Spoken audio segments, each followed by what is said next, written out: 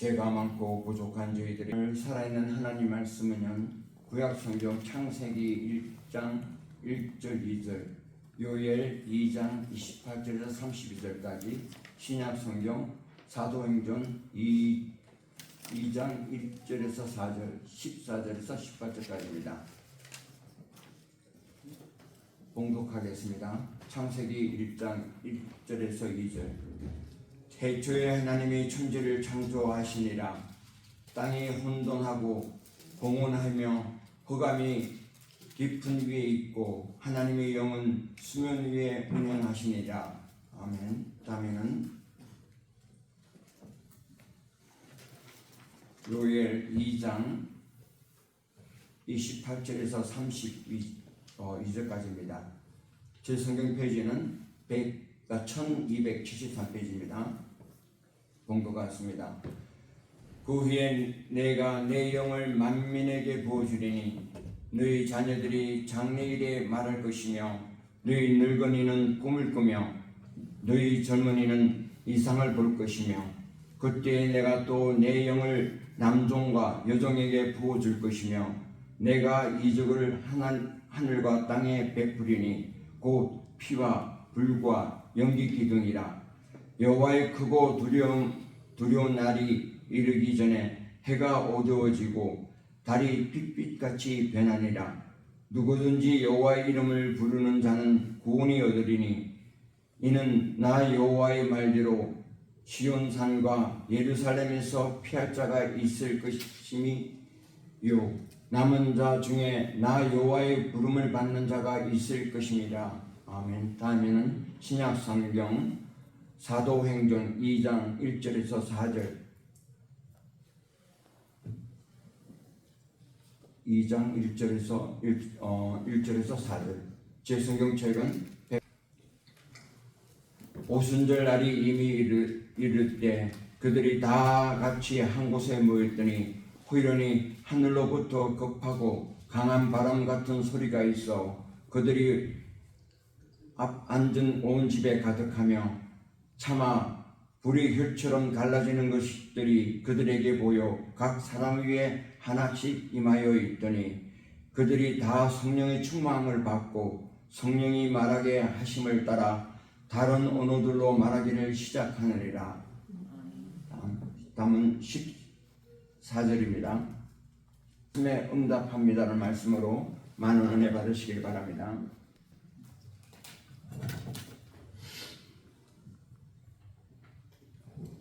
몇 년 전에 캘리포니아의 그 사막 지역에서 갑자기 저렇게 큰 비가 내린 적이 있습니다.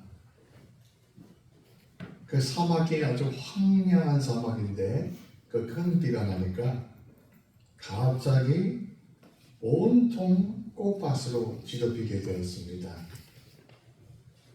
그 이유는 수십 년째 그 사막의 씨앗들이 그 땅속에 박혀 있었는데 엄청난 비가 오니까 갑자기 그 비로 인해서 일제히 한꺼번에 깨어난 것입니다. 지질학자들은 이것을 슈퍼블룸이라고 부릅니다. 씨앗이 죽은 것이 아니라 때를 기다리고 있었던 것입니다. 그 기다림을 깨운 것은 하늘에 비였던 것입니다. 비가 없었다면 그 씨앗은 영원히 땅속에 묻혀 있었을 것입니다. 성령이 바로 그 비처럼 역사하시는 분입니다. 씨앗 안에는 생명이 들어 있습니다. 마찬가지로 하나님은 우리 안에 생명의 씨앗을 두셨습니다. 이 씨앗이 열매 맺도록 비처럼 내려서 깨우시는 분이 바로 성령이십니다. 우리가 숨을 쉬는 것, 우리 심장이 박동하는 것, 봄이 되면 꽃이 피는 것, 이 모든 것은 생명력이 있기 때문인 것입니다. 그 생명력을 누가 불어넣고 계십니까? 그 바이텔리티, 생명력을 성령께서 불어넣고 계시는 것입니다. 성령님은 보이지 않지만 하나님의 영이신 성령은 오늘도 우리 가정을 붙잡고 계시고 우리 교회를 붙잡고 계시고 또 우리를 붙잡고 계시는 분이십니다. 그러므로 성령이 임하시면 아무리 캘리포니아 사막의 황량한 사막과 같이 메마른 곳이라도 그 씨앗이 꽃을 피우게 되어 있는 것입니다. 오늘 성령 강림절 The Day of Pentecost를 맞아서 성령께서 누구신지 그리고 성령께서 무슨 일을 하시는지 우리를 어디로 인도하시는지 이 말씀을 통해서 살펴보려고 합니다. 첫 번째로 성령은 생명의 하나님이시다. 성령은 생명의 하나님이십니다. 창세기 1장에 보면 태초에 하나님의 천지를 창조하시니라.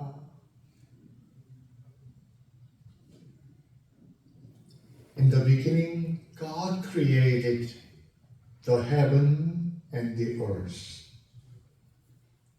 태초에 하나님이 천지를 창조하십니다.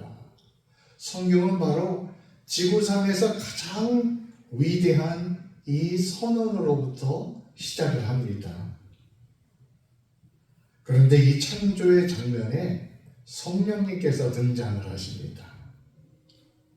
창세기 1장 2절에 보면 땅이 혼돈하고 공허하며 흑암이 깊음 위에 있고 하나님의 영은 수면 위에 운행하시니라. 하나님의 영은 수면 위에 운행하시니라. 하나님의 영 성령입니다. 성령이 태초에 계셨고 창조에 함께 하셨던 것입니다. 하나님의 영은 히브리어, 우리 구약 성경이 원래 히브리어로 쓰였죠. 히브리어에 루아흐라고 합니다. 루아흐라고 하는데 히브리어의 루아흐는 세 가지 뜻이 있습니다. 하나는 영이라는 뜻이 있고요. 두 번째는 바람이라는 뜻이 있고 세 번째로는 숨결이라는 뜻이 있습니다. 영어로 하면 루아흐는 spirit 그리고 또 wind 세 번째는 breath 우리가 숨을 쉬는 breath의 뜻이 있습니다. 이게 무슨 말씀이냐면 영은 히브리어 원어로 볼 때 성령이라고 말씀하는 영은 영이시면서 바람과 같이 보이지 않지만 역사하는 존재이고 숨결, 우리에게 생명의 숨결을 불어넣는 존재라는 것입니다. 창세기 1장에 성령께서 수면 위를 운행하셨다. 이 말은 히브리 원어의 메라헤베트라고 하는데 구약 성경에 이 메라헤베트라는 단어가 딱 두 번 등장을 합니다. 바로 창세기 1장 2절에 운행하시다라는 그 말과 그리고 신명기 32장 11절에 어미 독수리가 둥지를 날며 새끼들을 품는다 하는 그 장면이 나오는데 날개를 펴서 새끼들을 품는다 하는 말과 지금 이 성령께서 수면에 운행하신다라는 말은 원어로 볼 때 같은 말입니다. 이 말씀은 성령께서 혼돈과 공허에 운행하셨다. 이 말씀은 독수리가 새끼를 날개로 품고 계시듯이 그렇게 품으셨다 하는 뜻인 것입니다. 혼돈과 공허가 있었지만 그 가운데 성령께서 운행하시면서 세계를 독수리가 새끼를 품듯이 품고 계셨던 것입니다. 창조 이전의 상태를 혼돈과 공허라고 했습니다. 그런데 성령이 그 위에 운행하시면서 빛이 창조되고 하늘이 열리고 생명이 나타났습니다. 창조의 원동력은 성령이신 것입니다. 성령은 생명을 불어넣습니다. 여러분, 이 세계에 있는 모든 생명들이 어디서 생명력을 얻습니까? 모든 생명력이 근원이 바로 하나님의 영으로부터 온다는 것입니다.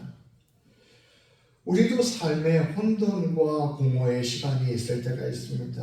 어떨 때는 방향을 잃어버릴 때가 있고, 어떨 때는 두려워지고 공허할 때가 있습니다. 그럴 때 창세기 1장은 우리에게 말씀합니다. 혼돈과 공허의 시간에도 성령님께서 운행하고 계셨다. 여러분, 우리가 살아가면서 때로 내가 진짜 어둠과 혼돈의 시간을 지난다 고 느낄 때가 있을 것입니다. 그때 이 말씀을 기억하시면서 성령께서도 그 가운데 운행하셨다. 그리고 성령께서 지금도 우리 가운데 운행하신다. 이 말씀을 믿음으로 바라보시고 힘을 얻으시기를 바랍니다. 우리 눈에는 보이지 않지만 성령은 지금도 우리 가운데 운행하고 계신 것입니다. 그래서 욥기서 33장 4절에 보면 이런 말씀이 있습니다. 하나님이 영이 나를 지으셨고 전능자의 생기가 나를 살게 하셨느니라. 하나님의 영이 나를 지으셨고 전능자의 생기가 나를 살게 하셨느니라. 여러분, 우리가 무엇으로 살아갑니까? 하나님의 영이 있고 하나님의 생기가 우리를 붙잡아줘야 우리가 이 땅을 살아가게 되는 것입니다. 우리가 호흡하는 것, 우리의 심장이 뛰는 것, 숨을 쉬는 것, 모든 그 생명력의 근원이 성령으로부터 오는 것입니다.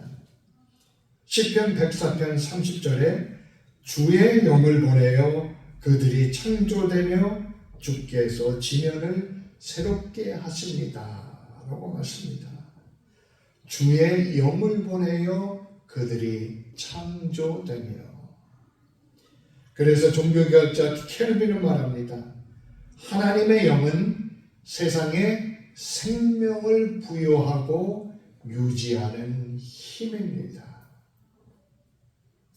여러분, 우리가 건강하게 살기 위해서 운동하고 이게 참 필요합니다. 여러분, 꼭 운동 열심히 하십시오. 운동하는 분들이 덜 아프고 운동하는 분들이 건강합니다.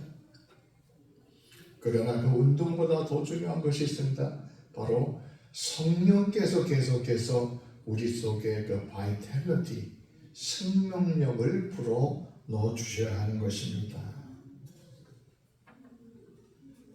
그렇다면 내가 생명을 가지고 살아간다는 게 무슨 뜻입니까?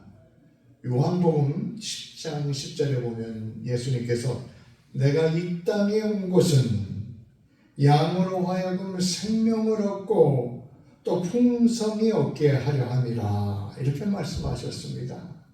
우리가 요한복음을 공부하면서 이 생명조회라는 것은 죽어서 천국에 가는 그 생명만이 아니라 이 땅에서 예수님과 관계하면서 충만함을 누리면서 사는 것이 생명이라고 말씀드렸습니다.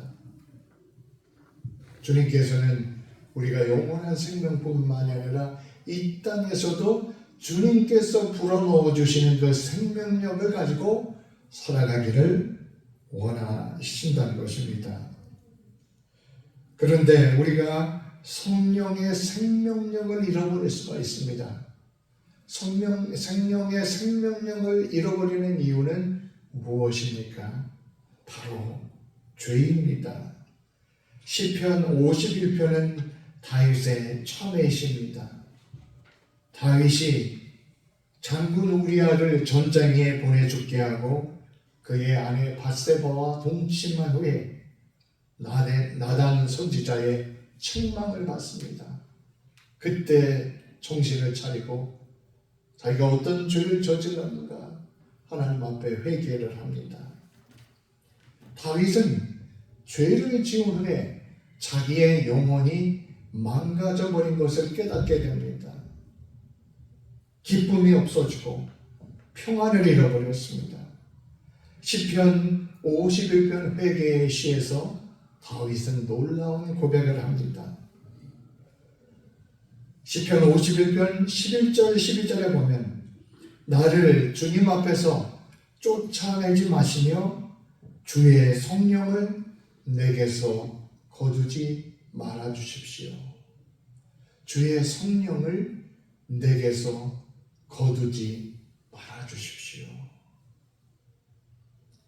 이 기도는 다윗이 죄로 인해서 잃어버린 가장 소중한 것들이 무엇인가 보여줍니다. 그것은 재물도 아니고 그것은 명예도 아니고 그것은 왕권도 아닙니다. 바로 다윗이 가장 잃어버리기를 두려워했던 것은 바로 성령께서 떠나시는 것이었습니다.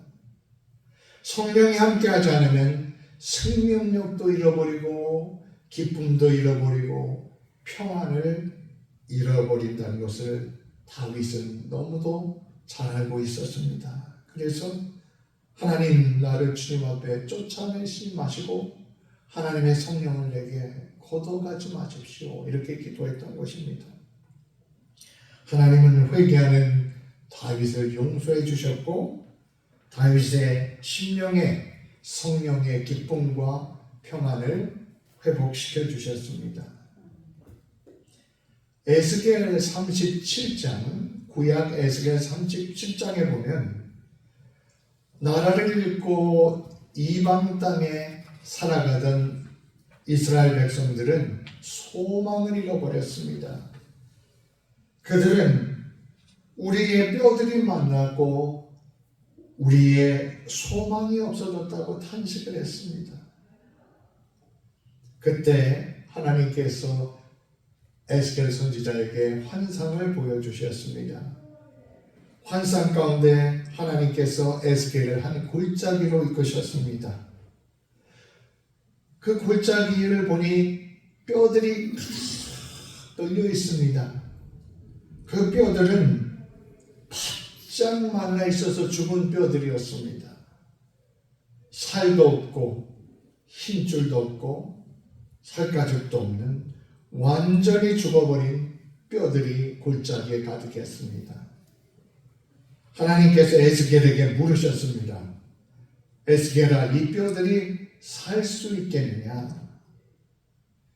에스겔은 그 장면을 보고 선뜻 네라고 대답하지 못했습니다. 하나님께서 아십니다. 이게 에스겔이 대답할 수 있는 전부였습니다. 그때 하나님께서 에스겔에게 명령을 하셨습니다. 에스겔아, 이 뼈들에게 대언해라. 에스겔이 하나님의 말씀을 전하자 놀라운 일이 일어납니다. 그 말라 죽었던 뼈들이 움직여서 서로 붙기 시작합니다. 뼈 위에 힘줄이 생기고 살갗이 생기고 가죽이 덮이는 그런 모습이 환상 가운데 보입니다. 그러나 아직 숨은 없었습니다. 모양은 갖춰졌지만 생명이 없는 상태였습니다. 하나님께서 다시 에스겔에게 명하십니다. 에스겔아, 생기에게 대언하라. 에스겔이 하나님 말씀대로 대언하자 사방에서 바람이 불어옵니다. 바람이 불어온다는 것이 무엇입니까? 그러니까 루하, 성령, 영은 바람으로도 번역된다고 말씀드렸습니다. 그 바람, 루아입니다. 하나님의 영이 뼛속으로 들어가게 된 것입니다. 그러자 그들이 살아나 일어났고 그것도 심하게 큰 군대가 되었습니다. 완전히 말라 죽은 뼈들이 널려 있었는데 그것들이 살아나서 생명이 되고 엄청난 군대와 같이 되었다는 것입니다. 무엇을 하나님께서 우리에게 가르쳐 주고자 하시는 것입니다. 하나님께서 함께 하시면 이렇게 마른 뼈와 같은 그런 상태에 있는 존재들에게도 생명력이 생긴다는 것입니다.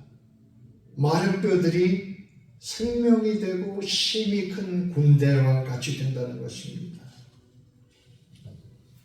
우리 가정에도, 우리 심령에도, 또 우리 교회에도 마른 뼈들이 생명을 얻고 군대와 같이 되는 이러한 성령의 역사가 계속되기를 우리가 기도해야 할 것입니다. 성령은 생명을 창조하시고 회복시키는 뿐만 아니라 생명이 온전히 살아나도록 우리를 깨끗게 하시는 분입니다. 죄는 영혼을 더럽게 하고 하나님과의 통로를 막습니다. 그러나 성령이 임하시면 막혔던 통로가 열리고 정결함이 회복됩니다. 에스겔서 36장 25절 27절에 보면 이런 말씀이 있습니다. 맑은 물을 너희에게 뿌려서 너희로 정결하게 하시겠답니다. 그리고 또 새 영을 너희 속에 두고 새 마음을 너희 속에 두되 너희 육신에서 굳은 마음을 제거하고 부드러운 마음을 줄 것이며 또 내 영을 너희 속에 두어 너희로 내 율례를 행하게 하리라. 하나님의 영을 우리 속에 두겠다고 말씀하셨습니다. 하나님의 영은 우리로부터 동떨어져 있는 것이 아니라 우리 영혼 속에, 우리 심령 속에 들어와 우리와 동행하시는 분입니다. 디도서 3장 5절에는 이러한 하나님의 사역을 이렇게 표현합니다. 오직 그의 긍휼하심을 따라 중생의 씻음과 성령의 새롭게 하심으로 하셨나니. 중생의 씻음과 성령의 새롭게 하심으로 하셨나니. 슈퍼블룸을 가능한 것은 사막에 내린 비였습니다. 우리 영혼에 새 생명이 피어나게 하는 것은 바로 성령의 씻음입니다. 우리가 할 일은 다윗처럼 하나님 앞에 나와 고백하는 것이고 성령께서는 우리를 씻으시고 새롭게 하십니다. 비는 깨끗한 땅에만 내리지 않습니다. 그렇듯 성령은 완전한 사람에게만 오시는 것이 아닙니다. 다윗이 회개하며 하나님 내 속에 정한 마음을 창조하여 주시고 내 안에 정직한 영을 새롭게 하여 주시옵소서 라고 고백하셨을 때 하나님은 다윗을 외면하지 않으셨습니다. 우리도 마찬가지입니다. 우리는 또 때로는 죄 가운데 빠질 때 우리의 메마름을 그대로 가지고 나와 고백할 때 주님은 우리를 용서하시고 우리를 씻으시며 우리를 회복하시는 분이십니다. 그리고 우리 속에 생명이 다시 살아나게 되는 것입니다. 오늘 읽은 요엘 2장 28절 말씀부터 보면 그 후에 내가 내 영을 만민에게 부어주리니 너희 자녀들이 장래일을 말할 것이며 너희 늙은이는 꿈을 꾸며 너희 젊은이는 이상을 볼 것이며 그때 내가 또 내 영을 남종과 여종에게 부어줄 것이며 라고 말씀합니다. 요엘은 약 2800년 전에 메뚜기 때의 재앙과 그리고 극심한 가뭄으로 이스라엘이 지극한 공경에 빠졌을 때 예언했습니다. 백성들은 철저히 무너졌습니다. 이러한 황폐 가운데 하나님께서 이와 같은 약속을 하셨던 것입니다. 내가 만민에게 내 영을 부어주리니, 내가 만민에게, 즉 모든 사람에게 내 영을 부어주리니, 이것이 하나님께서 원하시는 것입니다. 구약시대에는 왕과 제사장, 선지자, 특별한 사람들에게만 성령이 임했습니다. 그런데 요엘을 통해서 하나님께서 선포하셨습니다. 이제는 자녀와 나이 든 사람, 젊은이, 남종까지 성별에 관계없이, 나이에 관계없이, 신분에 관계없이 모든 만민에게 내 영을 부어줄 것이다 라고 이렇게 선언하셨던 것입니다. 예언하고 꿈을 꾸고 이상을 보는 것은 구약시대에는 선지자들에게만 주신 하나님의 특별한 계시의 방편이었습니다. 그런데 이제 이런 모든 것이 모든 만민에게 열린다는 것입니다. 이 말씀은 누구나 하나님과 직접적으로 교통할 수 있는 시대가 열린다는 것입니다. 그리고 요엘서 2장 29절부터 31절에 보면 피와 불, 연기, 기둥, 해가 어두워지고 달이 피로 변한다는 말씀이 나옵니다. 여호와의 크고 두려운 날에 대해서 말씀합니다. 이 말씀은 천지지변이 일어난다는 그런 말씀이 아니라 하나님께서 역사에 결정적으로 개입하시는 때를 가리키는 말입니다.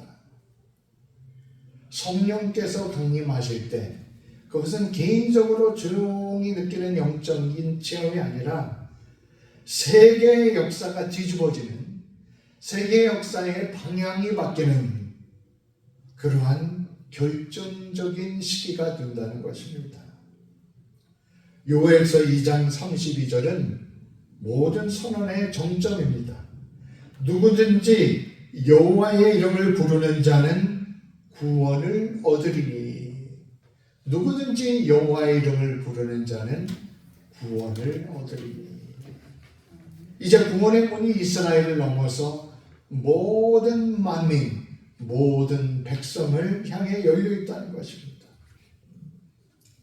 그런데 이 요엘의 예언은 800년 동안 약속의 상태로만 남아 있었습니다. 그리고 마침내 그 약속이 성취되는 날이 왔습니다. 바로 사도행전 2장에서 읽었던 오순절 성령 강림의 날이었던 것입니다. 그때의 역사에 대해서 이렇게 기록하고 있습니다. 호련히 갑자기 하늘로부터 급하고 강한 바람 소리가 있어 그들이 앉은 온 집에 가득하며 마치 불의 혀같이 갈라지는 것이 그들에게 보여 각 사람 위에 임하여 있더니 그들이 다 성령의 충만함을 받고 성령이 말하게 하심을 따라 다른 언어들로 말하기를 시작하느니라. 갑자기 다락방에 모여 기도하는 그 제자들이 성령 충만을 받고 성령이 말하게 하심을 따라 다른 언어들로 말하니까 그 지역에서 온 사람들이 이 말을 알아듣고 이게 어찌된 일이뇨? 어찌된 일이뇨? 놀람 가운데 사람들이 웅성거리기 시작했습니다. 제자들은 두려움에 문을 닫고 모여 있었습니다. 그런데 성령의 강력한 임재가 나타났습니다. 바람 같은 소리, 불의 혀입니다. 바람 같은 소리, 바람, 루하입니다. 바로 성령입니다. 불은 하나님의 임재를 상징하는 것입니다. 이제 태초에 수면 위에 운행하시더라 했던 그 성령께서 오순절 성령 때 강림하셔서 강력하게 역사하셨던 것입니다. 그러면서 새로운 시대를 열기 시작하셨던 것입니다. 그래서 베드로가 일어나서 이렇게 선포를 한 것입니다. 이게 어찌된 일이뇨 말하는 그 사람들에 향해서 이는 곧 선지자 요엘을 통하여 말씀하신 것이니, 요엘이 선포한 그 내가 만민에게 내 영을 부어주리라 한 그 약속이 바로 그날 그 자리에서 일어나고 있었던 것입니다. 성령께서 역사하시자 두려움이 담대함으로 바뀌었습니다. 제자들은 담대히 복음을 전했고 날마다 구원받는 사람들이 늘었습니다. 그래서 생겨난 것이 무엇입니까? 교회입니다. 성령의 역사를 통해서 생겨난 그 존재가 바로 교회인 것입니다. 성경을 보면 교회는 예수님의 핏값으로 사신 존재라고 말씀합니다. 예수님의 핏값으로 산 존재가 교회요. 그리고 교회는 성령의 역사로 세워진 것입니다. 교회는 단순한 종교 모임이 아닙니다.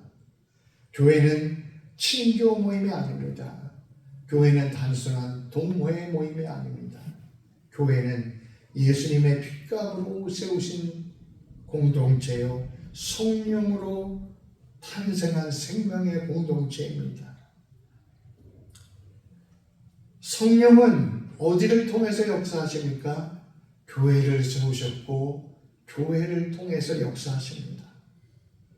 그래서 우리가 성령께서 세우신 교회를 귀히 여기고 돌봐야 합니다. 성령은 또한 능력과 변화만 주시는 것이 아니라 우리에게 평안을 주십니다. 로마서 8장 6절에 보면 육신의 생각은 사망이요 영의 생각은 생명과 무엇이라고요? 평안이니라. 성령께서 주시는 생각은 생명과 평안이니라 말씀합니다. 요한복음 14장 27절 너희에게 평안을 끼치노니 곧 나의 평안을 주노라. 이 평안은 세상이 주는 평안과 같지 않다. 그러니 너희는 마음에 근심하지 말고 두려워하지 말라고 예수님께서 말씀하셨습니다. 갈라디아서 5장 22절에 보면 평안, 다른 말로 화평은 성령의 열매 중에 하나로 꼽고 있습니다. 나무가 뿌리를 내리면 때를 따라서 열매를 맺게 되어 있습니다. 우리가 성령 안에 거하면 때를 따라서 우리 속에 평안의 열매가 맺히게 되어 있는 것입니다. 예수님의 제자들 보십시오. 환경이 바뀐 게 아니었습니다. 아직도 박해가 있었습니다. 그러나 그들은 마음이 바뀌었습니다. 그들 속에 두려움 대신 평안이 있었고 용기가 있었습니다. 그래서 용감하게 나가서 복음을 증거할 수 있었던 것입니다. 그래서 빌립보서 4장 7절 우리가 많이 읽는 말씀인데요. 모든 지각에 뛰어난 하나님의 평안 같은 말입니다. 모든 지각에 뛰어난 하나님의 평강이 그리스도 예수 안에서 너희 마음과 생각을 지키시리라 말씀합니다. 오늘 이 자리에 마음의 근심, 마음의 두려움을 안고 계신 분이 계십니까? 성령께서 오늘 그 마음에 세상이 결코 줄 수 없는 그 주님께서 약속하신 그 평안을 오늘 이 시간을 통해서 채워 주시기를 축원드립니다. 마지막으로 우리는 생명을 전하는 자로 부름을 받았습니다. 에스겔만 죽은 뼈를 향해서 대언하도록 부름받은 것이 아닙니다. 이 세상에는 겉은 살았지만 죽은 뼈같이 널려있는 존재들이 너무 많습니다. 우리가 그들을 향해서 하나님의 생명을 전하는 것이 우리의 사명입니다. 생명을 살리는 일이 전도입니다. 전도란 거창한 것이 아닙니다. 우리의 작은 행동 하나가 생명을 불어넣는 통로가 될 수가 있습니다. 이런 글을 읽어본 적이 있습니다. 뉴욕의 버스 운전사 조 리터라는 사람이 있었는데요. 이 사람은 버스 운전을 하면서 아침마다 한 사람 갈 때마다 Good morning, have a good day. Good morning, have a good day. 모든 사람에게 인사를 했다고 합니다. 그런데 하루는 어떤 중년 여성이 다가와서 이 조에게 얘기를 했습니다. 드라이버, 미스터 드라이버, 사실 내가 오늘 새벽까지는 내 인생을 포기하려고 했습니다. 내 삶이 너무 힘들어서 포기하려고 했는데 버스에서 당신의 들은 그 말을 듣고 왠지 내가 살아야 되겠다는 그 생각이 들었습니다. 이 조는 그냥 그렇게 던진 말이었지만 그 작은 한마디의 인사가 그 절망 속에 있던 사람에게 생명을 불어넣어 줬던 것입니다. 성령은 우리의 작은 말과 행동을 생명의 통로로 삼으십니다. 이제 말씀을 마칩니다. 성령은 태초 위에 수면 위에 운행하시더라. 운행하신 분입니다. 성령은 죄로 메마른 우리의 영혼을 씻어 정결케 하시며 잃어버린 생명을 회복케 하시는 분입니다. 성령은 요엘이 예언한 대로 모든 사람들 그리고 저와 여러분에게까지 부어주셨고 그 약속은 오순절 때부터 시작되었습니다. 그리고 오순절 때 하나님께서 성령을 통하여서 교회를 세우셨던 것입니다. 성령은 세상이 줄 수 없는 말할 수 없는 평안을 우리에게 부어주십니다. 그리고 성령은 오늘 우리를 이 생명을 세상에 전하는 자로 부르십니다. 마른 뼈 같은 우리의 가정이 살아나기를 기도합시다. 우리 공동체에 성령의 생기가 넘치기를 위해서 기도합시다. 우리 교회가 성령으로 충만하여 하나님의 생기로 군대와 같이 다시 서는 역사를 만들어내는 모두가 되기를 기도해야 하겠습니다. 성령의 바람이 오늘 우리 가운데 다시 불어오기를 간절히 기도합니다. 기도하겠습니다.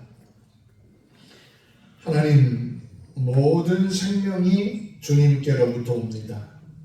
태초에 수면 위에 운행하시며 세상을 창조하셨고 지금도 우리 가운데 역사하시는 성령님을 찬양합니다. 우리 속에 생명력을 잃어버렸다면 그 생명력을 회복시켜 주시옵소서. 주님이 주고자 하는 그 풍성함과 평안을 우리 속에 회복시켜 주시옵소서.